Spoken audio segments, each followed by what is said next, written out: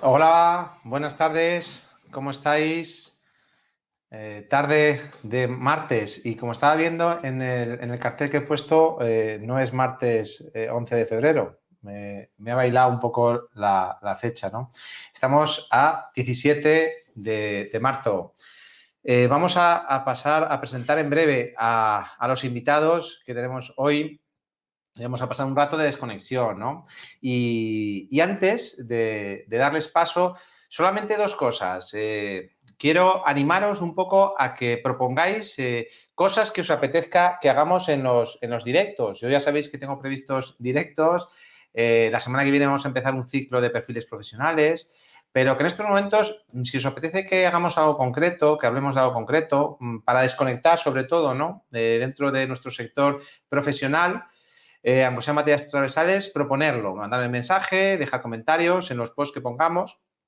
Y luego también os propongo para el 18 de abril.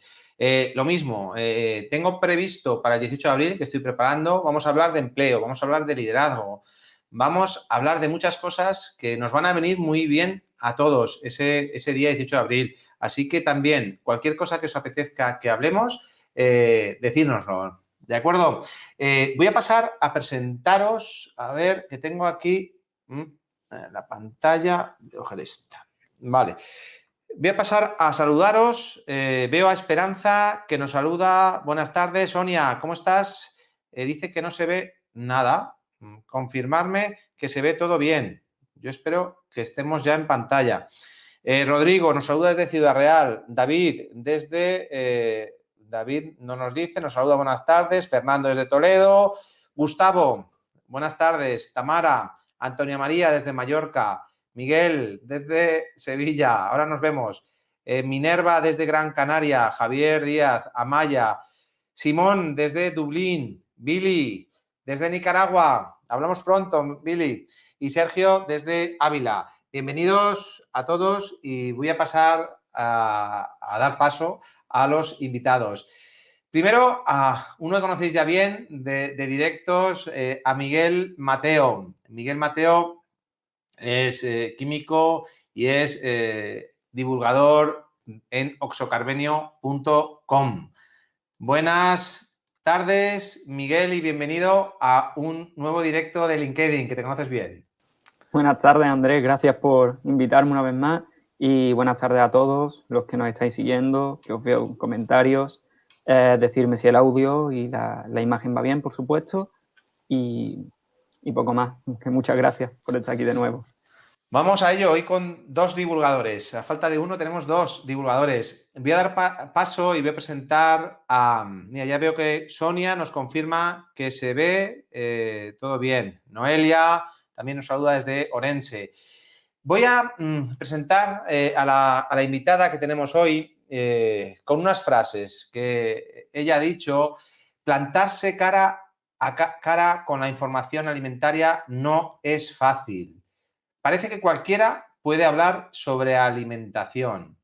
La divulgación me ha ido atrapando para acabar ocupando gran parte de mi vida.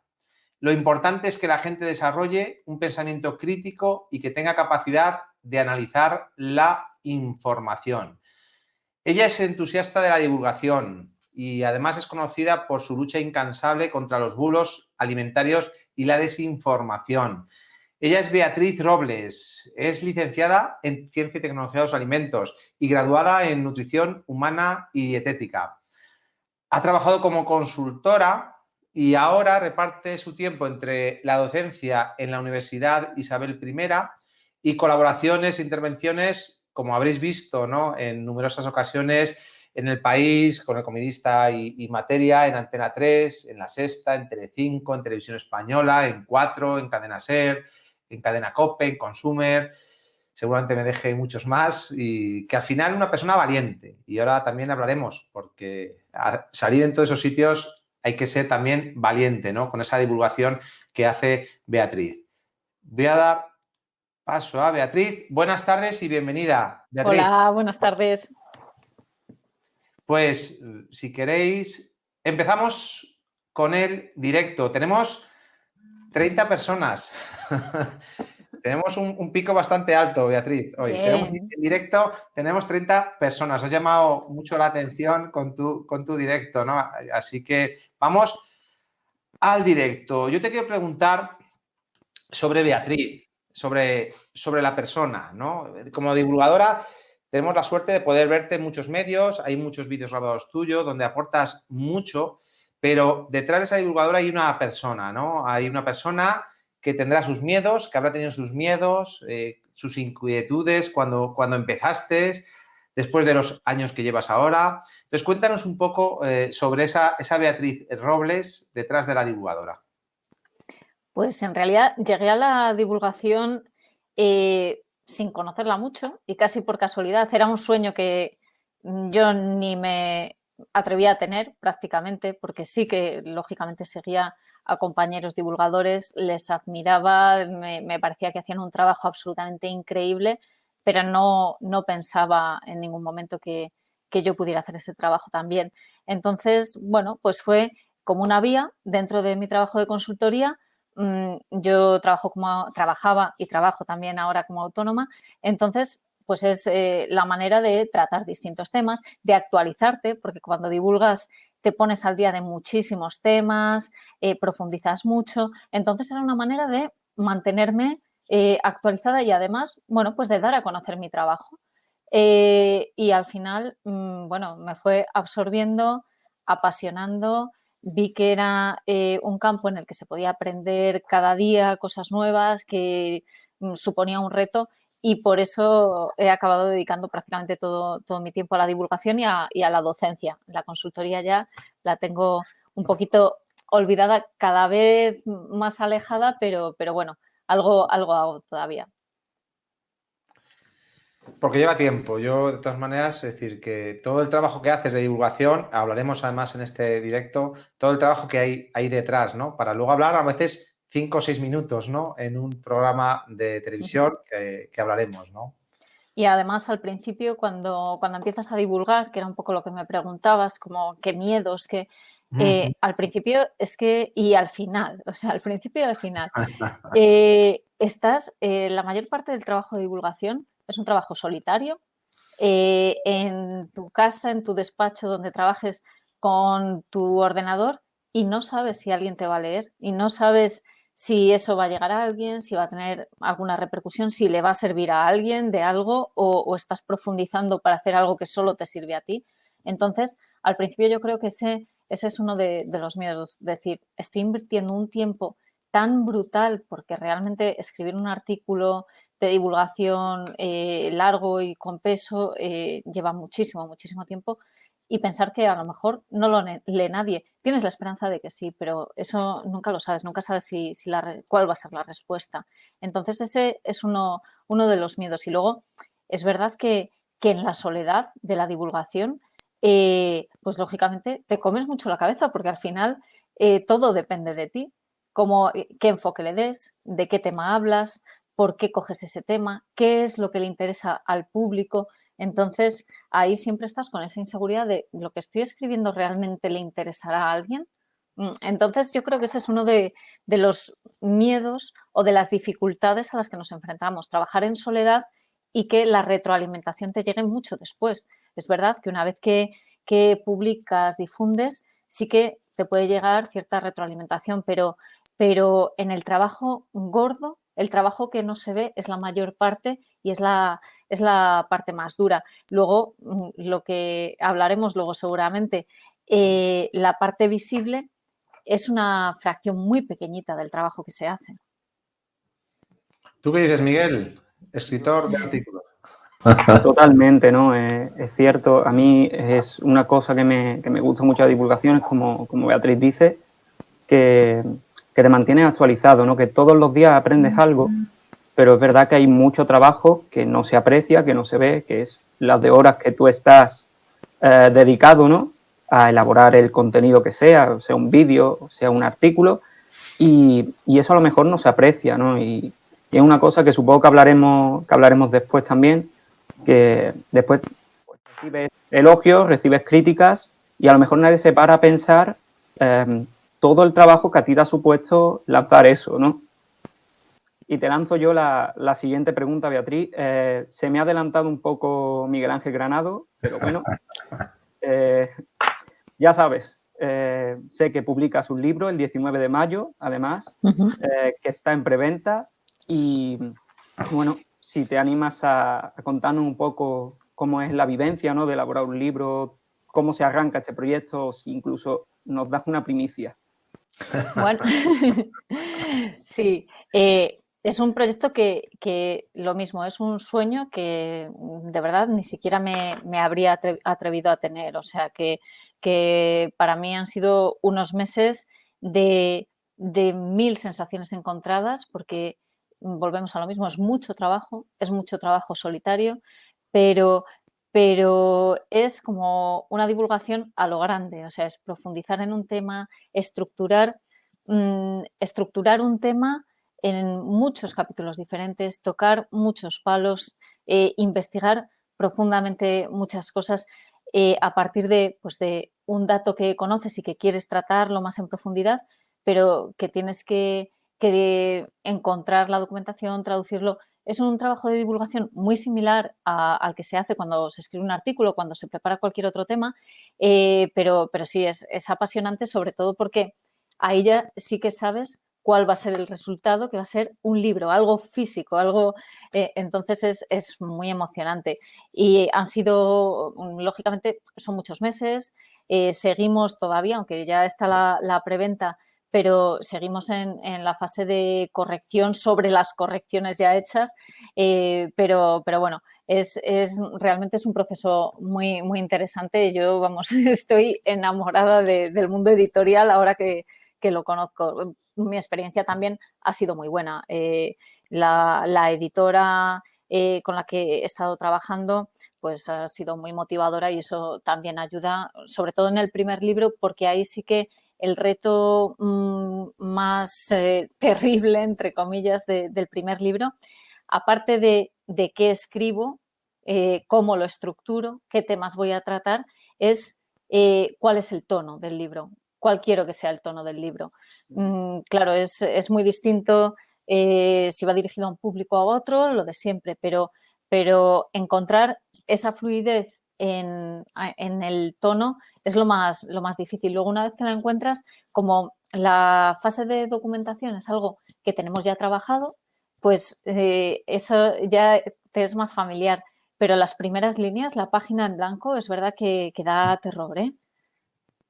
Yo ahí en el libro sí que hay algo, como decía Miguel de primicia, hay algunas preguntas que dice, ¿cuánto va a durar? ¿Cuánto debe durar el estropajo? Habla de los mohos, habla un poquito. Y lo dices tú del tono. Son de las cosas que, por una parte, puedes aprender, aunque seas técnico, ¿vale? Si es técnico. Y si no es técnico, porque es de divulgación para gente, aprendes a cómo hacer mensajes para que la gente lo entienda, ¿no? Que tú puedes decir, oye, pues esto es el logaritmo de 10, tal, pero ¿cómo se lo explicas al final a la gente, no? Que podemos aprender. Yo ya le tengo, mira, el enlace que pongo ahí es para la precompra en Amazon, porque es el 19 de mayo, ¿no? Cuando sale a la venta. Yo ya la tengo, yo ya le he comprado. Muchas gracias. Porque se aprende, ¿no? De otros profesionales aprendemos mucho todos, yo creo, en ese Sí, sentido. el libro tiene, bueno, la aspiración de ser una guía para llevar la seguridad alimentaria al hogar. Es verdad que todos manipulamos alimentos a diario, en mayor o menor medida, aunque solo sea abrir la ensalada de bolsa ya lavada y echarla en el bol, en la ensaladera. Pero en toda manipulación de alimentos tenemos que saber, cualquier persona de la población, que tiene una responsabilidad y que manipulando alimentos puedes transmitir una intoxicación alimentaria, una enfermedad de transmisión alimentaria, sin tener ni idea ni de qué eras portador, ni qué es lo que has hecho mal en ese proceso de elaboración de alimentos. Entonces, bueno, pues aspira a dar importancia a la seguridad alimentaria ya para la población general, que sepan que es algo con lo que se enfrentan en el día a día, desde el momento que ponen el pie en el supermercado hasta que se comen la última cucharada de sopa, están jugando con la seguridad alimentaria. Y es importante. Además, bueno, la primicia que puedo dar es que es un poco de lo que hablo en la introducción, es cómo nació mi vocación y fue precisamente por tener una intoxicación alimentaria. O sea, es una forma un poco drástica de que nazca una vocación, pero fue así y fue real. Te marcó. Y ahí fue cuando la curiosidad de saber qué es lo que ha pasado. O sea, ¿por qué ha pasado esto? ¿De dónde ha salido el bichito que me ha intoxicado? ¿Cómo ha podido ser? Pues ahí fue un poco donde nació un poco la curiosidad. Luego ya se fue desarrollando por otros motivos, pero sí, esa es la primicia. Una intoxicación alimentaria también despierta vocaciones. Ah, eso no lo sabía. Pues mira, Sí. ya más interés todavía tengo en el libro. Aparte de la parte técnica y divulgativa, en la personal, de qué te pasó. Así que Sí. ya con ganas cuando llegue el libro. Pues sí, Pues la verdad. vamos, si os parece, vamos a hablar, ya que estáis dos divulgadores, ¿no? Cada vez sois más, por lo cual yo entiendo, ya sabes cómo soy, Miguel, además hablando de cosas, tiene que ser fácil, porque cada vez sois más, entonces casi como dices tú, cualquiera habla de alimentación ahora mismo, ¿no? Será muy fácil vivir de ello, porque si cada vez hay más gente, pues cada vez será, digo yo, ¿no?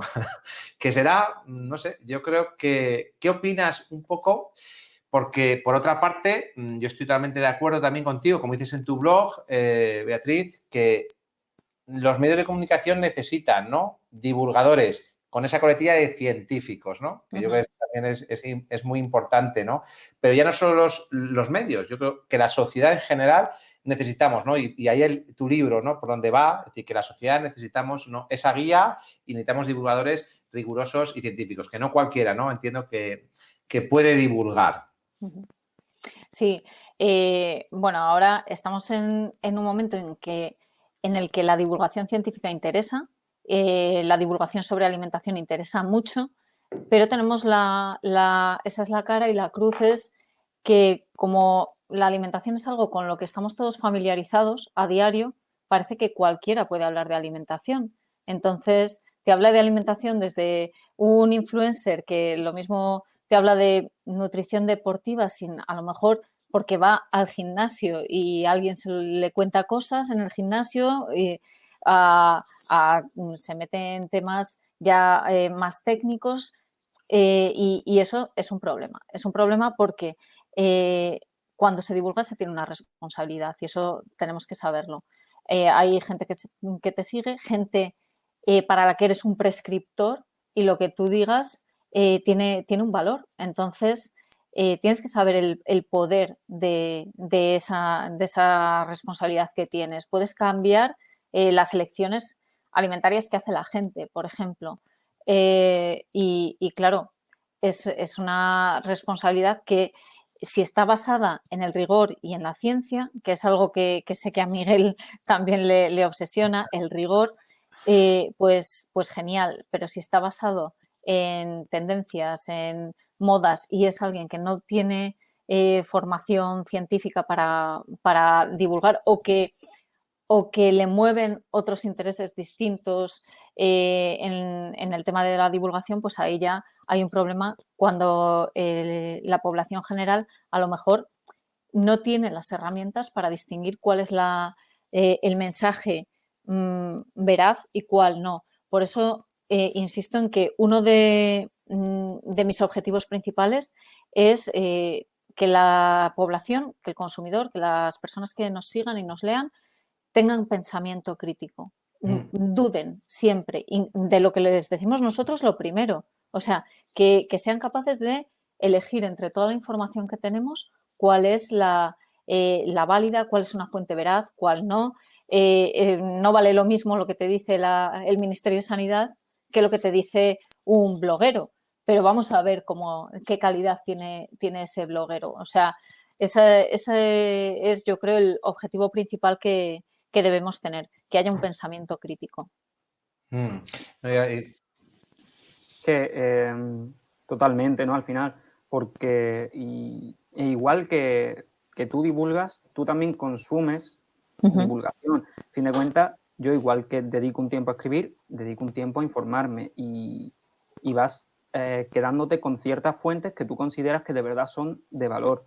Y eso al final lo que también intentamos que lleguen a los demás, a quien te lee, que te lea con una mentalidad crítica, que no se crea lo que tú estás escribiendo por ser el nombre que tengas, y que cuestione lo que tú estás diciendo, por lo menos, ¿no?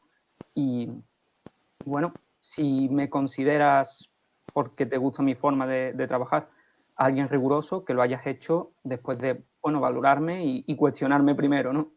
Exacto. No, como tú dices, un influencer que al final acaba hablando de algo de lo que a lo mejor no controla. Yo hay temas que manejo mejor, temas que manejo peor, y de los que me gusta informarme, y tengo mi listado, ¿no? Como de fuentes a las que sigo y las que me parecen que son de una calidad excepcional para mantenerme activo y actualizarme.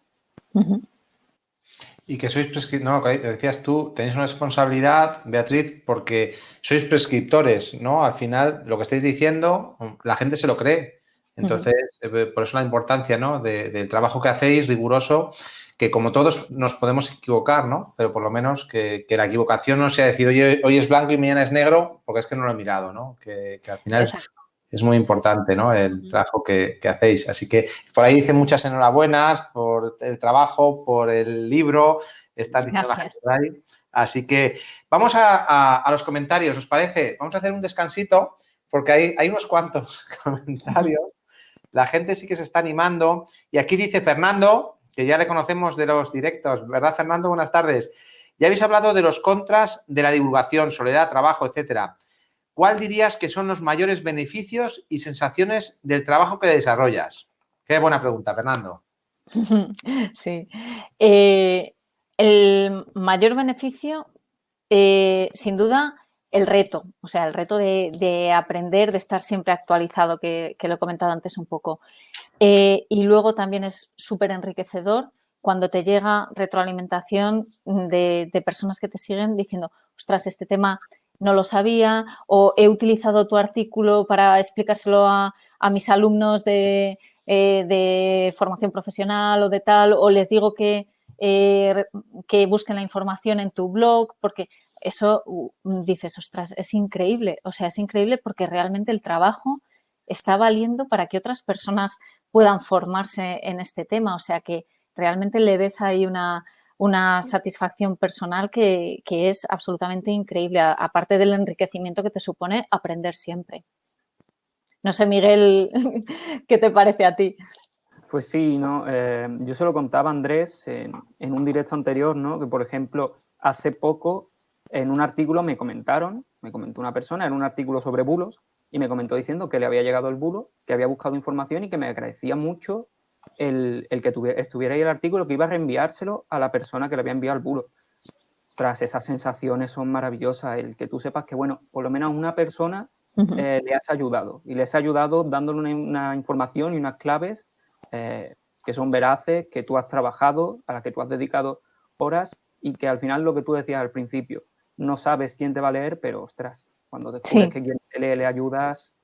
Es muy sorprendente, o sea, porque tú sigues en la soledad de tu casa y de repente te das cuenta de que hay un profesor en Cuenca que está utilizando tus textos para explicarles cosas a los alumnos, y son de las cosas increíbles que tiene la divulgación. Y que es verdad que algo que preguntabas, Andrés, ¿qué bien se vive de la divulgación? Pues la verdad es que no.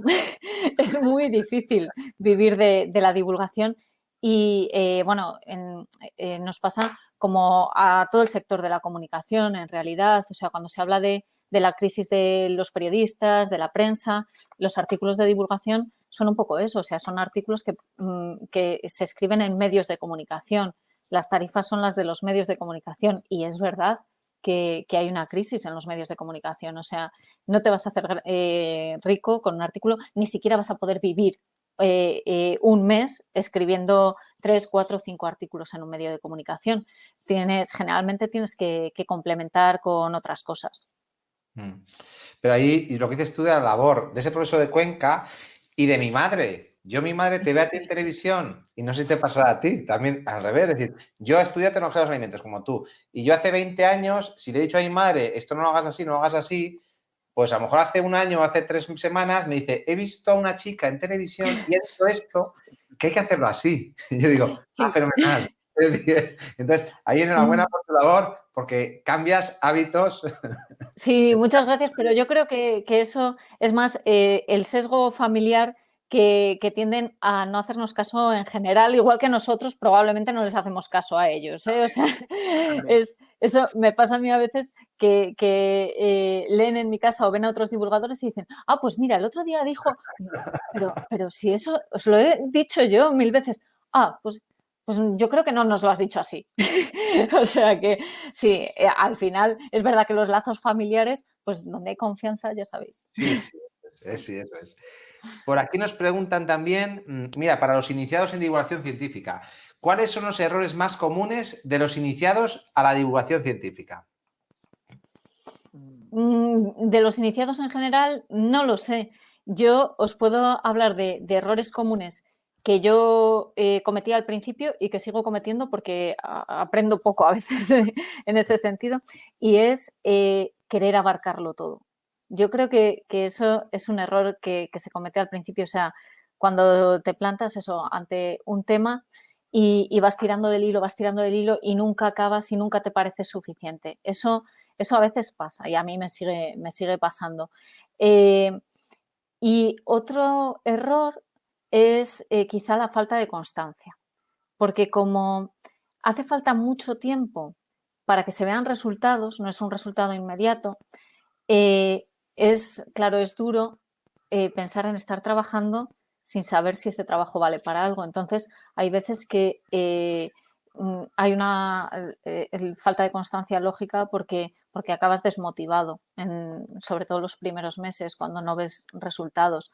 Pero ante eso, yo sí que insisto en que se continúe. O sea, se continúe como si estuvieses trabajando, como si fueras una empresa y esa empresa te pidiera un artículo a la semana, un artículo al mes, lo que tengas tú pensado hacer, porque es la forma, en esa constancia y en ese trabajo poquito a poco, es la forma de que en un momento, al cabo de los meses, depende de los casos, pero de los 2, 3, 6 meses, ya se te descubra y cada vez más gente llega a ti y esos artículos que habías escrito antes ya están escritos y se redescubren y los vuelves a utilizar. O sea que ahí yo sí que animo a no desanimarse en esos primeros momentos y a ser constante, o sea, a trabajar como si te lo estuviera pidiendo tu jefe. Miguel, tú que eres No, muy constante, yo creo, ¿no? Es muy constante tú. es que... Sí, Miguel es muy constante. Sí, sí. Pero es lo que dice, o sea, yo por experiencia cuando empecé la idea era tocar una serie de temas con los que yo estuviera cómodo y con los que me asegurase de que iba a ser constante. Después ya el trabajo, pues el tiempo que tienes que dedicar, ¿no? Pero es verdad que sin constancia no llegas a ningún sitio. Entonces, sigo intentando mantener esa ley, por lo menos tanto escribo, si puedo más, bueno, ya veremos, que a lo mejor eso es un error, ¿no? Como tú decías, el querer abarcar. Tengo tiempo, voy a por otro, voy a tirar más del hilo y se te va de las manos. Pero es verdad que un mínimo de constancia, como tú explicabas, es básico y más en los inicios, donde a lo mejor ni siquiera estás teniendo repercusión y te puedes desanimar. Pues, olvidarte un poco de esa faceta, intentar tomar la costumbre y ya irán llegando las cosas porque no es algo inmediato. Es a veces pues, más bien... Más que un error, la falta de constancia, el error es la desmotivación. O sea, porque de la desmotivación llega la falta de constancia. O sea, que vamos a cambiar, vamos a poner el foco no en que no eres constante, sino en que pierdes la motivación y ahí es donde caes eso en decir, bueno, pues esta semana no escribo o ando muy liado. Y al final, una tras otra, lo acabas. Exacto. Bueno, pues vamos a dejarlo ahí porque hay más comentarios. Raúl, Carmen, bravo por el pensamiento crítico, dicen por ahí. Insiste mucho en el tema de divulgación científica, ¿no? La gente, la calidad de la divulgación. Salud, Marian, también, que es cómo os mantenéis actualizados en legislación, en todo lo que publicáis, ¿no? ¿Cuáles son vuestras fuentes? Preguntan por ahí también. Sí, bueno, pues hay muchas maneras de hacerlo. Al final es verdad que siempre tienes que estar viene en las redes sociales o porque tengas alertas de Google, por ejemplo, que también funciona mucho, o un gestor de tipo Feedly o cualquiera de estos gestores que pones pues, tus palabras claves, tus fuentes y te van saliendo toda la información que quieres sobre esa fuente, todo lo que se va publicando. Sí que es verdad que al final pasas mucho tiempo, sobre todo al principio para buscar temas y demás, pasas mucho tiempo eso, en redes, en medios de comunicación, buscando a ver cuáles son los temas que más se mueven. Incluso yo tengo alertas de medios de comunicación internacionales, por ejemplo, y entonces sabes de lo que se está hablando también en otros países, que puede acabar llegando aquí o teniendo interés aquí. Entonces, bueno, pues es un poco organizarte al principio para luego ya es una rutina y ya vas viendo los temas, vas con tus alertas, con tu sistema, pero sí, organizarte un poco para dedicar un tiempo al día a buscar esos temas, a revisar tus fuentes, a ver qué publicaciones son interesantes para ir siguiéndolas y ver de qué se está hablando, ese tipo de cosas. Y yo entiendo que mucha trazabilidad de llegar hasta ese artículo científico está detrás, a esa Sí. legislación está detrás, y como buena consultora te habrá tocado empaparte de mucha legislación y continuamente, ¿no? De URLEX, BOE y todo lo que hay detrás, ¿no? ¿Verdad, Miguel? Sí. También. Me he empapado algunas cosas y sigo aprendiendo mucho, también te lo digo, porque esto es un no parar, ¿no?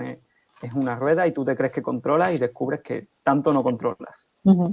Sí. Esto es un constante realmente y te preguntan por fuentes, también vas descubriendo fuentes nuevas. Yo Exacto. el tema de la alerta, pues la verdad es que no lo controlo tanto, así que me estoy tomando anotaciones.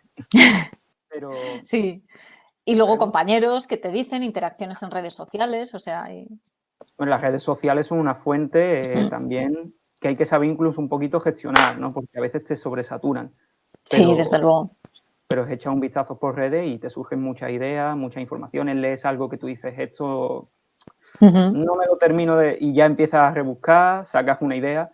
Entonces, es verdad que a día de hoy tenemos una cantidad de información enorme. Y decía en la pregunta, ¿no? Que era de Salud María, el tema de las fake news, que es algo que hemos hablado también otras veces, ¿no? Que tenemos mucha información, no toda es buena. Así que también hay que saber cuándo descartar, que era lo que tú comentabas de tener pensamiento crítico con todo lo que leemos. Sí, bueno, de hecho, una gran parte del trabajo que hago y de las colaboraciones que hago son precisamente para desmontar desinformación.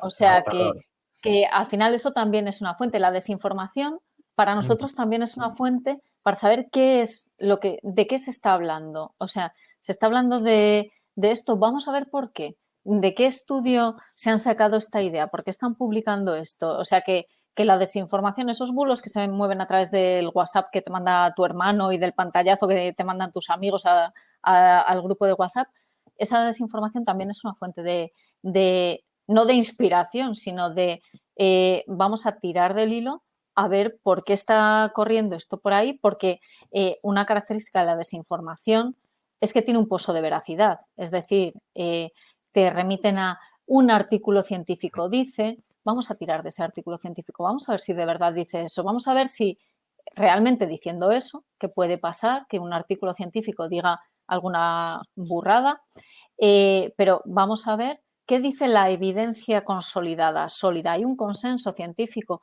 eso es algo que tenemos que trasladar, es una idea que tenemos que trasladar. Si hay consenso científico, tenemos que hacerlo saber.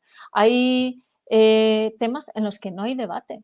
No hay debate, no podemos abrir un debate sobre un tema en el que la comunidad científica no tiene debate. Y es lo que se pretende muchas veces con pseudociencias, con noticias falsas. Abrir un debate aparentemente ante la población, un debate que no existe.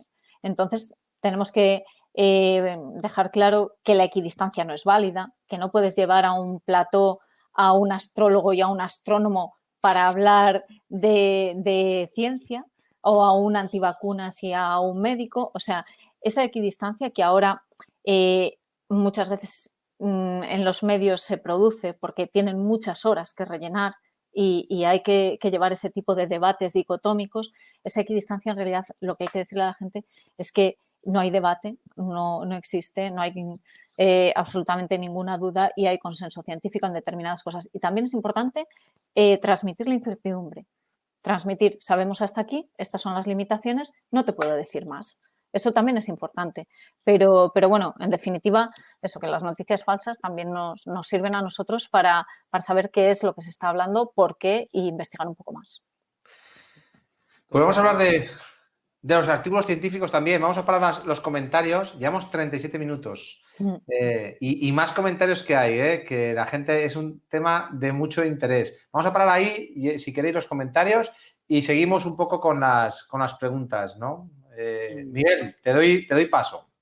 La lanzo yo porque además me das pie, ¿no?, para la siguiente pregunta que te quería hacer, hablando de información, de llegar a las distintas audiencias, de los medios de comunicación. Tú de eso tienes también experiencia, en televisión, por ejemplo, y no, te quería preguntar, ¿no?, cómo es también esa vivencia, el prepararte, porque tú al final sales 1 minuto, 5, los que sean, pero tienes que hacer un trabajo inmenso, me imagino yo, para que tu mensaje, ese que va a ser tan breve, sea efectivo.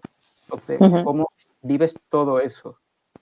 Pues el trabajo duro, sin duda, es la preparación. O sea, el trabajo previo a esos 5 minutos de tele, a esos 2 minutos de tele, es la preparación, la documentación del tema. Luego, estar ahí, grabar, salir en la tele, esa es la parte que tiene chicha, esa es la parte divertida. Lo otro es lo duro. Porque cuando llegas ahí, cuando llegas al plató, cuando llegas a grabar, ya tienes controlado el tema.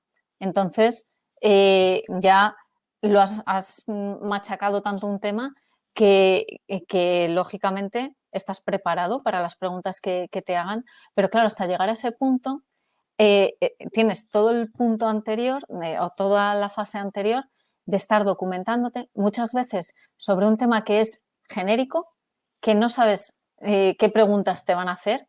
Luego, con el tiempo sí que ya intuyes, dependiendo de la intervención que tengas en televisión, ya sabes por dónde pueden ir más o menos los temas, por el público que sigue ese programa, por ejemplo, o por el tipo de sección en la que está enmarcada tu intervención, pero tiendes, lógicamente, a documentarte muchísimo para tener todo absolutamente controlado, para tener muchos datos en la cabeza, para poder replicar si te preguntan algo o si hay algún tema en el que parece que hay debate, dar datos concretos, y hasta llegar a eso, claro, tienes que trabajarlo mucho antes. Entonces, esa es la fase complicada, la del trabajo previo, que es complicada y lleva mucho tiempo.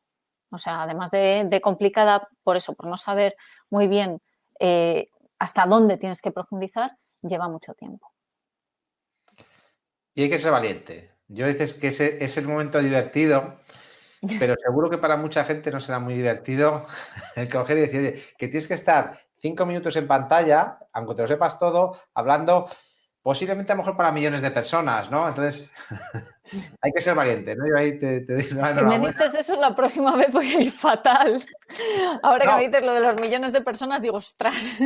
Pero como ahora mismo, esto va a quedar ahí y te pueden ver. Bueno, no llegaremos a millones de personas, ¿eh? Nosotros no somos un gran medio de comunicación, pero sí a miles sí que puede llegar, ¿no? Y lo que has dicho ha quedado ahí, porque si Beatriz mete la pata en esos 5 minutos, sí, claro, mete la pata en directo. Sí, metes la pata en directo y queda ahí, te lo van a sacar. También es importante, que se me olvidaba comentarlo antes, la labor de depuración de toda esa información, que esto lo hemos hablado. O sea, que toda esa información que tú tienes luego se pueda transmitir en 3, 4 mensajes en los 2 minutos y que lleguen de una manera comprensible para la población a la que van dirigida. Eso es un reto. Y luego, sobre cometer errores, es inevitable también. Cuando haces un directo, a veces es inevitable que se te vaya un dato o digas alguna cosa que al final yo creo que lo que mejor funciona es la naturalidad y la transparencia. O sea, y si luego dices, ostras, y lo pones en tus redes, en el minuto tal he metido la pata, os pongo aquí la referencia a la que estaba aludiendo y que no dice esto, sino que dice este otro dato, perdonadme, tal.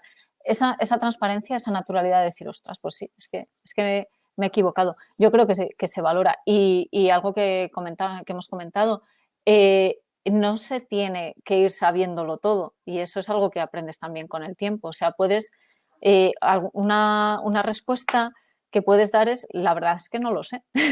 y es una respuesta válida, y es mucho más válida esa respuesta que inventarse un dato, salir por los cerros de Úbeda o intentar quedar bien en ese momento, cuando va a ser algo que va a quedar grabado y que es que no tiene mucho sentido si no estás seguro. Entonces, también puedes no saber algo y puedes permitirte no saber algo y decir, eso no lo sé, te lo facilito, luego lo comparto en redes sociales, lo que sea. Porque, tal como decías tú, ¿no? Al final nos estamos actualizando, estamos aprendiendo todos los días y no tenemos que saberlo todo, no tenemos que ser expertos en todo. Y yo me quedo con lo que dices, que hay que ser natural y decir, pues mira, hasta aquí controlo y hasta aquí, pues déjame que me informe y te cuento después. Exacto. Hay un doble trabajo. Has hablado del trabajo previo, y ese trabajo previo es tanto el trabajo de estar preparado para todo, lo que te pregunten y lo que tienes que hablar, y luego el adaptar lo que has dicho tú, ¿no? Porque al final decías una palabra preparando el directo que es la palabra puente. Tú eres una persona que al final eres un puente, ¿no? Para la sociedad. De todos esos artículos científicos que ahora te preguntaré, para hacerlo llegar a la sociedad, pues tienes un doble trabajo. Es decir, primero controlarlo bien todo, y luego, además, adaptar ese mensaje a quien vas dirigido. Porque yo en todo esto he hecho en falta, y lo hemos hablado, ¿no?, antes del directo, que por qué yo tengo que creer a Beatriz Robles, a Miguel Mateo, sois personas físicas, es decir, con toda vuestra buena voluntad, vuestra rigurosidad, todo lo que queráis, pero yo he hecho en falta aquí administraciones, instituciones, no sé qué te parece un poco, Beatriz, esa falta, tanto aquí como luego hablaremos al final de redes sociales, en los medios de comunicación a veces cuando tienen que estar, ¿no? Desmintiendo a lo mejor incluso esos mitos o esos bulos, ¿no?, que habláis. Sí, es verdad que nosotros, como divulgadores, respondemos solo de nosotros mismos. O sea, no tenemos una empresa detrás, no tenemos una institución detrás, no somos jefes de comunicación de nadie más que de nosotros mismos. Entonces, la gloria nos la llevamos, los palos nos los llevamos nosotros. En el caso de la administración es diferente y es algo que estamos reivindicando, yo creo, todos los divulgadores, que salga la administración, que tenga un perfil en redes sociales, que estén donde la gente está y donde les está reclamando la información. Ahora ya no nos vale, y esto lo tienen que saber las administraciones porque tienen gente de comunicación, tienen gabinetes de comunicación.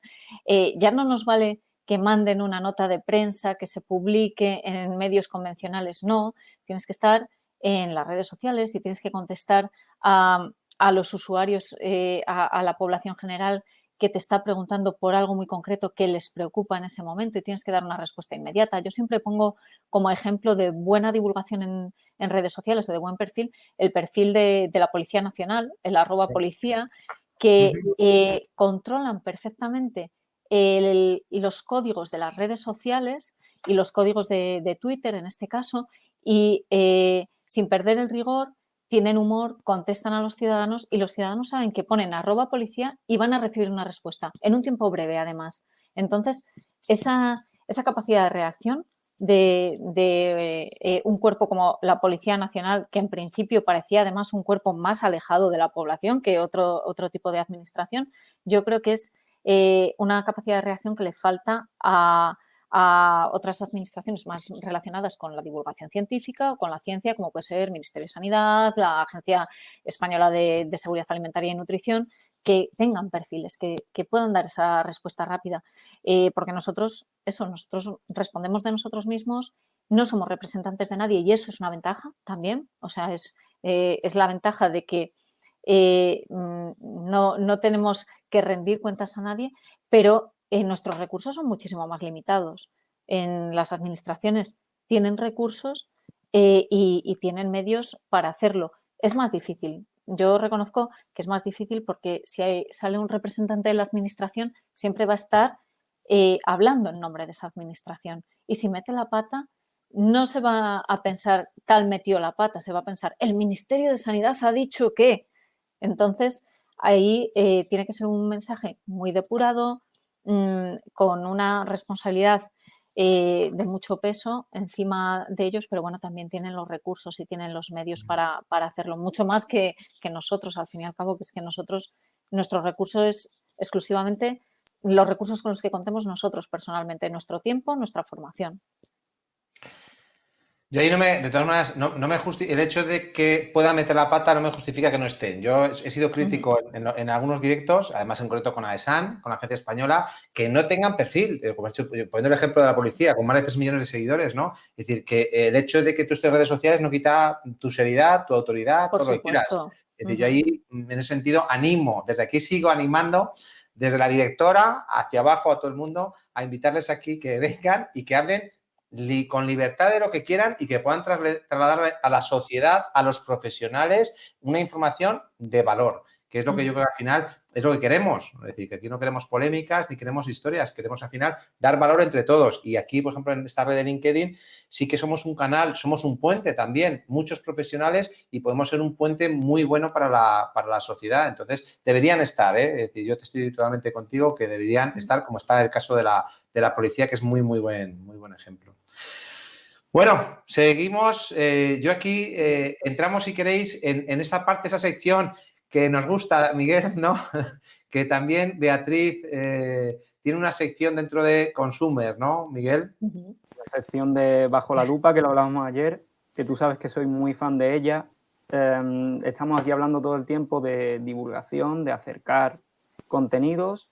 La preocupación ahora mismo en el tema de alimentación, de etiquetado, pues es considerable, y a mí es una sección en la que tú estás muy involucrada con Eroski Consumer, como dice Andrés, y que yo la veo brillante, ¿no? Porque, bueno, pues nos trasladan la información en el etiquetado y bueno, entonces, pues sí, una de las preguntas que me parecían muy buenas durante este directo es que nos hablasen un poco de esa labor, de la dedicación, de cómo preparas ese tipo de artículos, porque Sí. darle la vuelta a una etiqueta tampoco es fácil. Sí, es verdad que, bueno, a mí me parece súper divertido, ¿eh? O sea, me lo paso muy bien, y os lo comentaba preparándolo con las etiquetas, porque hay algunas que de verdad son la obra maestra del marketing, o sea, son tan increíbles que piensas, bueno, igual me estoy equivocando en la valoración porque están yendo mucho más allá que yo y hay algo que me estoy perdiendo, porque realmente hay algunas de verdad que son obras maestras del marketing. Entonces me resulta muy divertido. Cuantas más analizas, es verdad que más facilidad tienes para pillarles los trucos y demás. Entonces, bueno, pues ahí sí que es verdad que hay una tarea de inspector en el supermercado, de ir viendo a ver cuáles te llaman la atención, porque lógicamente ponemos las que más llaman la atención. O sea, no vamos a hacer un análisis de una etiqueta de una leche UHT que pone leche entera y los valores nutricionales, porque ese producto al consumidor lo que le llega es exactamente lo que es el producto. Es una leche con un tratamiento UHT y tiene estos valores nutricionales, punto. Lógicamente, las que analizo, y me parece muy valiente además por parte de Consumer, porque son productos que ellos mismos venden, entonces, que como es parte del grupo Eroski, ellos los venden en sus tiendas y es valiente, o sea, hacer una crítica así. Entonces, lógicamente vamos a buscar productos que podamos explicar al consumidor qué es realmente lo que es el producto y qué es lo que le está diciendo la etiqueta. Porque muchas veces las etiquetas ya ni siquiera juegan con realmente la información que dan, sino con la percepción de lo que el consumidor tiene de esa información. La información suele ser legal conforme a la legislación. Además, analizamos etiquetas de grandes corporaciones, normalmente, de las que podemos encontrar en los supermercados. Entonces, la información generalmente cumple con todos los preceptos de la normativa, pero cómo generan una imagen en el consumidor que a partir de esa imagen ya pueden crearse eso, pueden hacer que el consumidor piense que el producto es algo que a lo mejor no tiene nada que ver con lo que es realmente. Entonces es como ir buscando los 3 pies al gato, pero es que al final se los encuentras.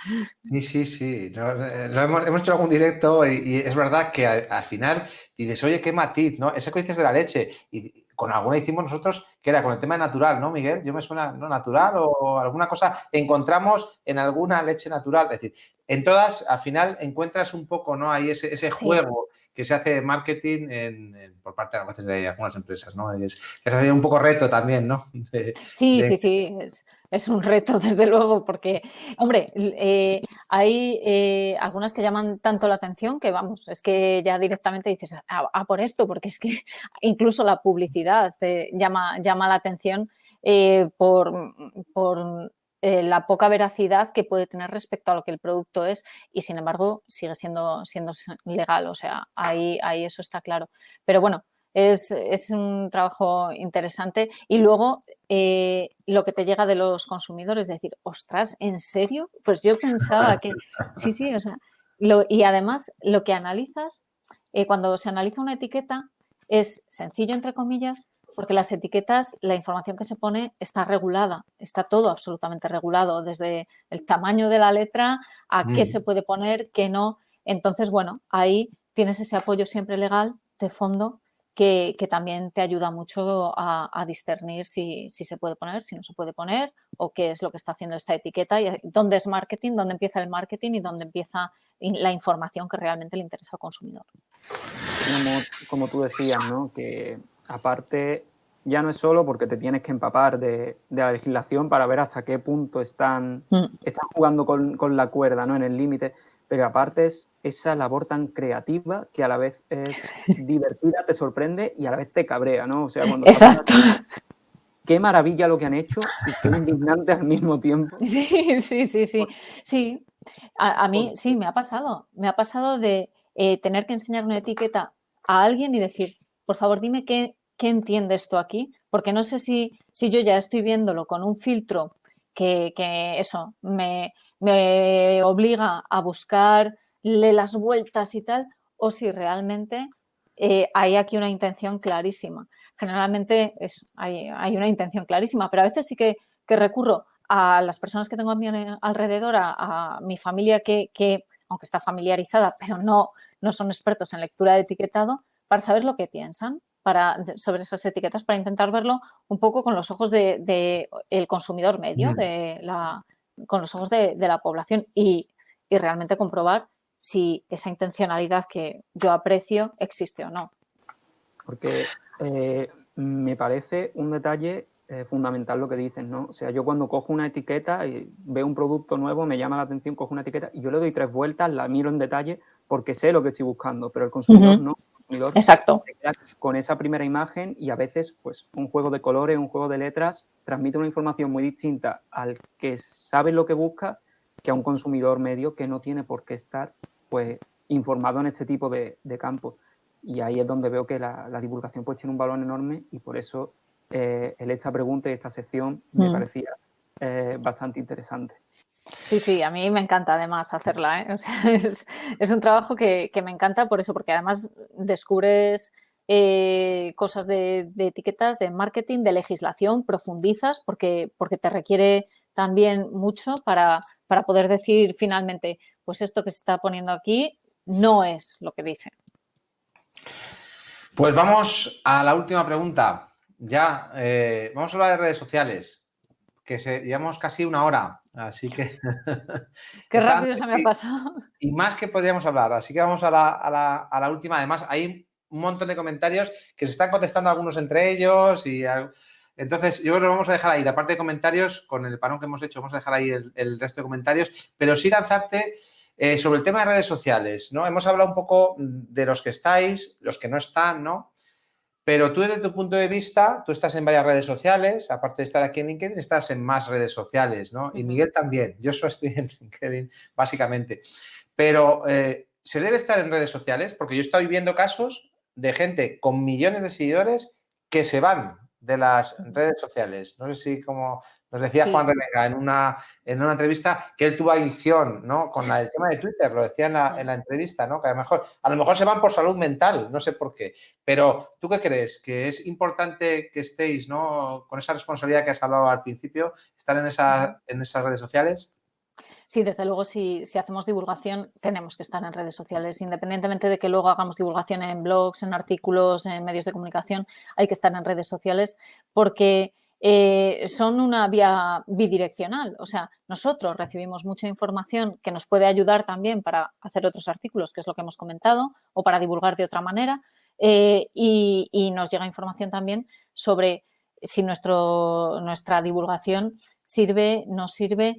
Y además tenemos que adaptarnos a los códigos de cada red social, pero sí que es fundamental y en cada red social se divulga de una manera y va dirigida a un público concreto y yo creo que sí que es importante que estemos. Pero también entiendo a la gente que se va, porque hay redes sociales que pueden llegar a ser muy tóxicas y dependiendo de cómo lo lleves pueden ocupar mucha parte de tu vida y a veces de una forma muy negativa. O sea que entiendo todas las posturas.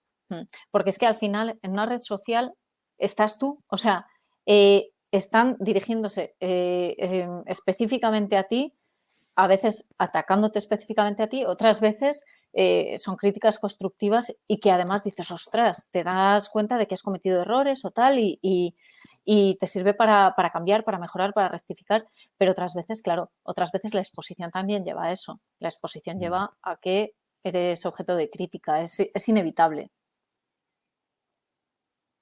Sí, Miguel, también, que estás en otras redes, ¿no? ¿Qué te voy a decir, no? Y sinceramente, creo que no llego al impacto que tienen otras personas en redes, obviamente. No tengo la misma comunidad. Eso tiene sus problemas, pero también tiene sus ventajas, como que me libro a lo mejor de que me aparezca algún troll por ahora y que van con esa misión solo de bombardearte de forma negativa y como dice Beatriz, te están atacando a ti directamente y eso hay que saber gestionarlo. Y cada red es una jungla, hay una comunidad que se comporta de una manera muy diferente dependiendo de la red social. LinkedIn no es lo mismo que Facebook o que Twitter. Creo que no. Es muy diferente en cada una de las tres, te quiero decir.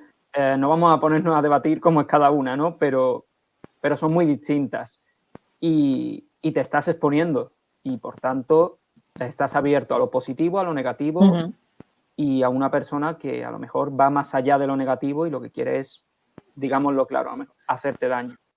Sí, buscar su momento, ¿no? En tu espacio. Sí, también. Su minutito de gloria, como decíamos ayer. Sí, aprovechar el tirón que tú puedas tener para tener él cierta visibilidad o ella cierta visibilidad, sí. Sois unos valientes, ¿no? Enhorabuena, ¿no? Porque igual que lo decía por televisión, el tema de estar en las redes expuesto, no cualquiera, tiene esa valentía y además yo lo he dicho en más directos que no todo el mundo se atreve a salir ahí, ¿no? Es muy fácil criticar desde la barrera, ¿no? Incluso si no me ven, pero luego salir ahí y decir, bueno, pues lo sales y lo cuentas tú, ¿no? Eso es más difícil, ¿eh? Salir con el riesgo que tenemos y que tenéis, como habéis dicho, de cometer errores, ¿no? Así que yo, mi enhorabuena y mi ánimo a seguir con ello muchos años, ¿no? Muchas gracias, sí. Pues yo creo que lo vamos a dejar ahí una hora justa, digamos, desde que hemos arrancado a las 19:19. Ha habido mucho comentario, pero también un poco de debate en los mismos comentarios, ¿no? Miguel, tú que has estado siguiendo, que te he visto que has interaccionado al mismo tiempo también, que tienes un manejo en esto. Ya no sé cuántas veces he venido ya directo, pero uno va encontrando sus trucos, ¿no? Y viendo, pues, cuesta seguirlo, porque en realidad estar aquí conversando y leyendo no se puede, pero bueno, el poquito que puedo sí me gusta y además, pues a lo mejor veo si me dicen que el micro no se escucha, pues peor. Tenemos ahí, mira, por poner un último comentario, Billy Blanco, que lo hemos tenido en directo, que dice que aprende mucho de vosotros, de los divulgadores, desde Nicaragua. Tenemos a Billy Blanco. Pues yo creo que hasta ahí os voy a dar referencias. Bueno, a Miguel ya le conocéis. Quien no le conozca, que se apunte a su boletín, oxocarmenio.com, ese le tenéis ahí en pantalla. Y si queréis saber más de Beatriz, que tiene una página web extraordinaria, Me da una envidia sana increíble porque es de diseño y luego, claro, de contenidos también, pues se tiene para leer cosas y para pensar sobre ellas. Es decir, os animo a echarle un vistazo, ¿no? A beatrizrobles.com y si podéis contactar con ella porque os apetezca que os dé una conferencia, a llevarla, seguro que está dispuesta, ¿no? A poder Claro que sí, difundir sí. y a divulgar, ¿no? Todo eso que es lo que ella ahora hace, ¿no? Y lo hace Esto muy lo bien. hacemos porque nos lo pasamos bien, o sea que Así que muchas gracias, Beatriz, y muchas gracias a gracias. vosotros, de verdad, un placer absoluto. Es que se me ha pasado rapidísimo, ni me he enterado, así que de verdad ha sido un auténtico honor y un placer. Pues ese era el objeto, decíamos, ¿no, Miguel, Beatriz? Hablábamos ayer que lo preparábamos, una horita de desconexión, nos olvidamos un poco de lo que está pasando fuera, Sí. que en este rato, es decir, era para un poco hablar de las cosas nuestras, además nos ha transmitido que hace lo que le gusta a Beatriz. Yo, de verdad, esa pasión que nos transmite y que disfruta con el trabajo de día a día es lo que tenemos que intentar un poco todos. Así que sin más, me despido de vosotros, de todos los que estáis ahí al otro lado y os invito a venir mañana. Mañana miércoles tenemos directo también a las 19:19 con David Díaz Robisco, que nos habla de fracasos, de motivación, de salir adelante, de LinkedIn. Así que también os animo a verlo en directo o en diferido. Ya sabéis que lo podéis ver también en el canal de YouTube y que estéis ahí, ¿no? Y pasaremos un rato distinto de desconexión y de aprendizaje. Gracias. Hasta mañana. Muchas gracias. Ana, gracias. Adiós, Miguel. Adiós, Adiós. Beatriz.